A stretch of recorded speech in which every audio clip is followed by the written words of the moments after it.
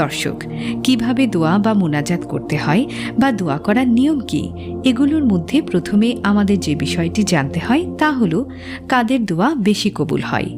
3 ব্যক্তির দোয়া বেশি কবুল হয়, তা হল 1 সন্তানের জন্য পিতামাতার দোয়া, 2 মজলুম যিনি অন্যায়ের প্রতিবাদ করেন, 3 মুসাফির যিনি দেশ বিদেশ সফর করে বেড়ান। এই 3 ধরনের ব্যক্তির দোয়া বেশি কবুল হয়। আর দোয়া কখন কবুল হয় এই বিষয়টি অবশ্যই জানতে হবে। কোন কোন সময় কখন দোয়া বেশি কবুল হয় তা হল শেষ রাতে তাহাজ্জুদ পড়ে।